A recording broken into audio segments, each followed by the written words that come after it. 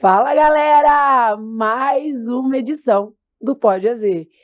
E hoje com um tema muito legal, muito atual e de grande importância para o seu repertório. O nosso tema é o futuro do trabalho.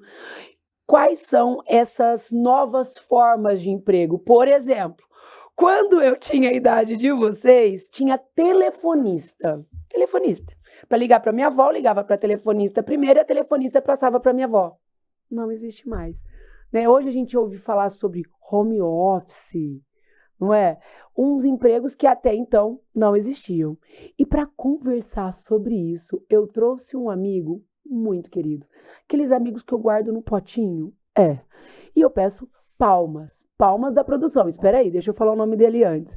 O nome dele é Thiago Pavanelli, professor de Sociologia. E aí? Palmas, produção! Ei! Fala, Carlinha. Seja bem-vindo, meu amigo querido. Obrigado. Muito obrigada, mais uma vez aqui presente, né, no Pode AZ, um prazer para a gente falar um assunto muito importante, né, o futuro do trabalho. E eu estou muito feliz de estar aqui com você. Só faltava não, né?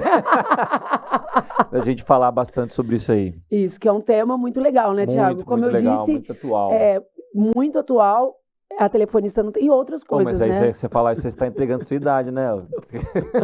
Na sua época tinha telefonista. Tinha leiteiro. Tinha o leiteiro deixava lá em casa, tinha tudo isso. E hoje videolocadora. Videolocadora, nossa, nem tem mais. Ia lá para paquerar. E nem tem mais. Mas, Thiago, vamos lá, ó. A pandemia eu acho que deu uma acelerada em tudo isso, né? Mas o que nós podemos falar como essas novas formas de trabalho, meu amigo? Então, Carlinha, primeiro a gente precisa entender que essa situação que a gente vive está dentro de um contexto que nós chamamos de quarta revolução industrial. Então, espera aí. Anota. Pega um caderninho, é para anotar. Isso aí é para você anotar, para ter um caderninho. Pode, às vezes, você tem que ter aquela matéria. Pode, às vezes. Porque as anotações são muito importantes para o seu recorte temático da redação. Volta, amigo, desculpa. Então, Quarta Revolução Industrial. Então, não é a primeira vez que uma mudança no mercado de trabalho, no processo produtivo, está acontecendo, né? Nós já estamos passando pela quarta Revolução Industrial. Então, desde o momento em que o sistema capitalista se estabeleceu como modo de produção predominante, a ideia era desenvolver tecnologias, né, maneiras de aumentar a produção, né, de transformar a produção numa produção mais eficiente, barateando a produção, e isso foi possibilitando o uso de novas formas de trabalho, de novas tecnologias. Então, nós começamos lá na primeira Revolução Industrial, lá no século XVIII, na Inglaterra, e depois passamos pela segunda, pela terceira, e agora nós estamos dentro de um contexto daquilo que a gente chama de quarta Revolução Industrial. Então, não é a primeira vez que uma mudança no modelo de trabalho, nas formas de trabalho, acontecem. E o que é importante a gente entender? O que marca essa quarta revolução industrial, né? O que caracteriza essa quarta revolução industrial? É justamente, né, o uso de tecnologias, como você citou, ou novas formas de trabalho, como você falou também, o home office, né? Então, isso é uma característica dessa quarta revolução industrial. O uso da inteligência artificial, né, que a gente fala bastante aí nos últimos tempos sobre como que a inteligência artificial ela vai ser introduzida cada vez mais no mercado de trabalho. A internet das coisas, né? Então a gente vê hoje tudo muito conectado na internet, né? Hoje o nosso celular está conectado. Até supermercado. Tudo você vai, né? Tudo você faz pelo celular. Tudo. Banco, antes eu ficava na fila do banco. Exato. Não tem mais fila de banco, não tem mais caixa. Não tem nem mais banco direito, não né? Tem, Quantos bancos a gente digitais. Tem que só digital, você não tem a agência de certos bancos, né? Então, e tudo você conversa, nunca você conversa, eu fico muito brava, porque você não conversa nunca com uma pessoa, com atendente, né? Não tem. Você quer pegar fazer alguma coisa, é um caixa, e ainda você tem que programar para ir lá. Então isso é o que a gente chama de internet das coisas, tudo conectado, né? O nosso celular conectado, nossa televisão conectada, nosso computador, nosso ar-condicionado, nossa máquina de lavar, então tudo conectado na internet. Outra característica dessa quarta revolução industrial é o que a gente chama de Big Data, ou seja, Big Data. O que acontece? Tudo que nós fazemos, principalmente na internet, isso gera dados. Então, esse acúmulo muito grande de dados, né, que é a Big Data, isso tudo é analisado pelas empresas e elas usam esses dados para transformar em mercadoria, para transformar em processos que vão beneficiar essas empresas. Então, essa Big Data é esse acúmulo gigantesco de dados que nós temos hoje em dia, de informações que nós temos hoje em dia. Por isso que quando eu entro, ele já sabe tudo que eu gosto, que eu não gosto, de um supermercado. Né? No algoritmo ali da internet. O algoritmo ajuda tudo. Ô, Thiago, você acha que Você acha não, né? A pandemia acelerou tudo isso, porque a pandemia... Sim, com certeza. Esse processo é um processo que não é da noite para o dia, né? Que essas mudanças acontecem. O que nós vimos, o que a gente percebeu é que a pandemia acelerou algumas dessas mudanças. Mudanças que poderiam acontecer nos próximos 10 anos, aconteceram em 2 anos, né? Então a gente viu... Até aula, né, Thiago? Isso, a gente viu a correria que foi, né? Quando a gente foi dar as aulas online, Eu usava acho que 7 ou 8. Ai, graças a Deus eu até esqueci. 7, 8 o quê? Ai, meu Deus. Eu usava 8... Hã? 8 plataformas. Ah, sim, 8 plataformas. Para acessar as aulas, para acessar. Né? Tinha uma para fazer prova, uma escola para fazer. Exatamente. E eu tive que aprender em menos de 3 dias. Isso. Eu lembro que eu tinha tudo no caderninho anotado. E hoje, para mim, nossa. Então, foi aquela correria, né? É claro que, por ter sido, né, uma mudança que foi acelerada em um momento de crise, muita coisa acabou saindo atropelada. Então, muitas empresas, né, acharam que todo mundo ia trabalhar de home office, não foi bem assim. Algumas empresas até que introduziram o home office, depois que acabou a pandemia, falaram para os seus trabalhadores voltarem para as empresas, porque precisava estruturar isso aí, né? Então, o home office, o trabalho remoto, é algo que vai avançar cada vez mais.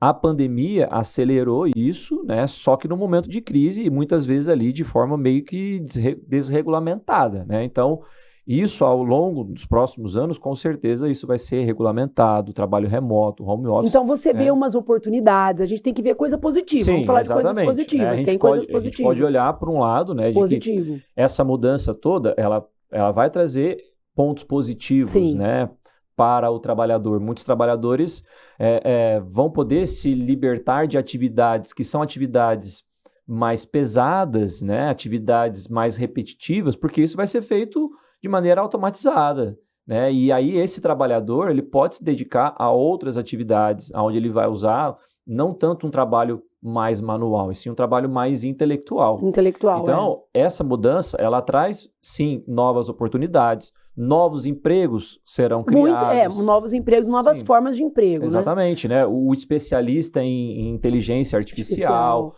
Outra coisa que vai ser bastante em tecnologia, né? Muito importante para os nossos alunos, para todo mundo, né, que quer estar ligado a essas mudanças. Por exemplo, a gente falou dos dados.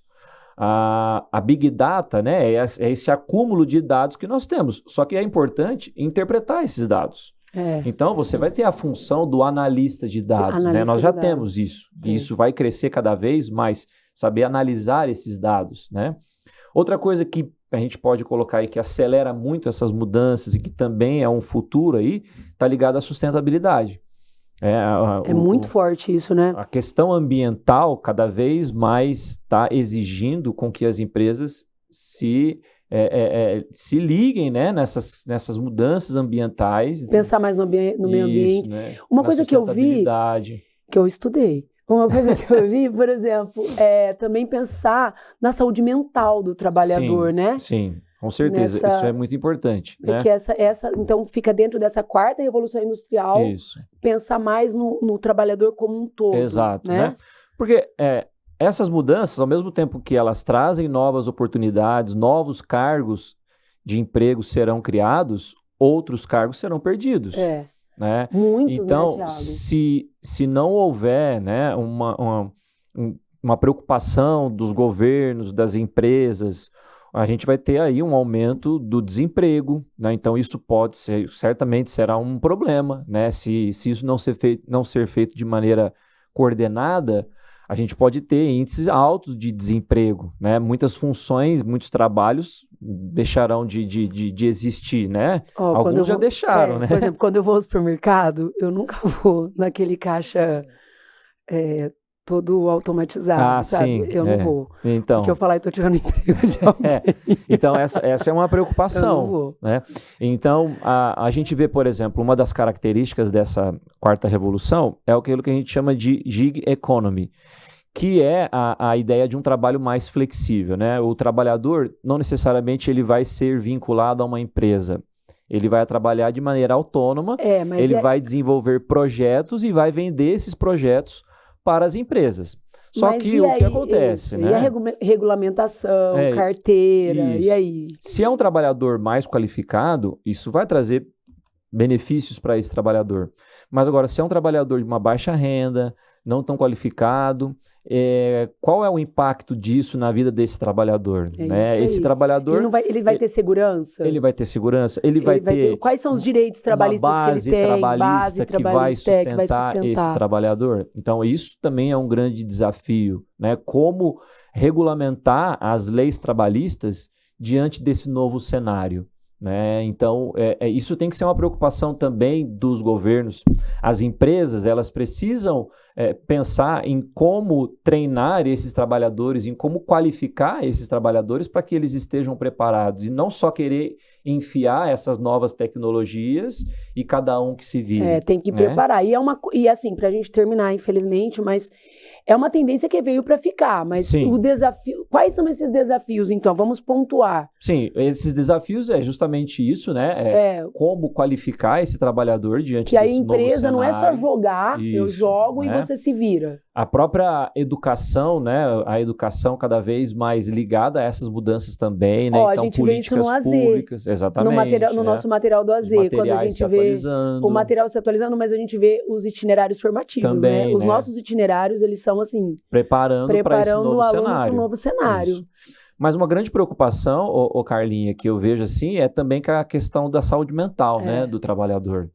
A gente vive num mundo onde a gente está conectado 24 horas na internet, nas redes sociais, e a gente vê as pessoas só postando coisas positivas nas redes sociais, e isso gera uma certa angústia muitas vezes. Muito. Quantas vezes a gente chega em casa achando que poderia ter produzido mais e não produziu tanto, né? Então, a autocobrança, ela fica cada vez maior nesse cenário de que a gente tem que produzir, a gente tem que evoluir, então isso gera uma autocobrança muito grande, né? Uma penalização muito grande sobre nós mesmos.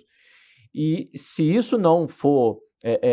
se as empresas não tiverem uma preocupação com isso, a gente vai ter um trabalhador com problemas mentais, com depressão, com burnout, né? E burnout hoje a gente vê tanto, né? Eu até queria aproveitar, já que eu estou terminando, deixar até de dica para os nossos alunos. Anote aí, pode falar. Tem um pensador, um sociólogo sul-coreano chamado Byung-Chul Han. Byung-Chul Han. Ele tem um livro que se chama A Sociedade do Cansaço, onde ele vai falar exatamente sobre isso, como que nesse cenário que nós vivemos hoje em dia, como que os trabalhadores, né, eles se penalizam cada vez mais e isso gera uma sociedade que está cansada, né, porque a gente vê as pessoas... Doente também, exato, né? Cansada, né? A gente vê as pessoas publicando o tempo todo na internet somente coisas boas, positivas, felizes, e aí a gente, eu tenho que estar feliz também. E para eu estar feliz, eu tenho que produzir. Então, isso gera uma pressão muito grande. Uma ansiedade. E isso vai trazer ansiedade, isso vai trazer a depressão, isso vai trazer o burnout. Então, essa tem que ser também uma grande preocupação, né? De como lidar com essas mudanças, pensando também na saúde do trabalhador. E no trabalho, o mais importante sempre é ter um bom amigo ao seu lado que vai te impulsionar, te jogar lá para cima e te ensinar todos os dias. Pegar na mão, trazer junto. Trazer junto. E é isso. Ele pega na minha mão, não solta, que é um grande amigo, e nós pegamos na sua mão. E não soltamos, queremos te impulsionar, né? Tornar você cada vez um estudante melhor, mas na verdade um cidadão melhor. Com certeza. Né? Pensando não só no seu vestibular, mas na sua formação enquanto cidadão. Isso, exatamente. Muito obrigada, meu amigo. Eu que agradeço, Carlinha. Muito obrigada a você que nos assiste, que é nosso aluno e que vai brilhar, porque assim, não tem erro, né, Thiago? Não tem erro. O nosso sucesso é o seu sucesso. Na verdade, o seu sucesso é o nosso sucesso. Um beijo e até o próximo. Valeu, tchau. Obrigado.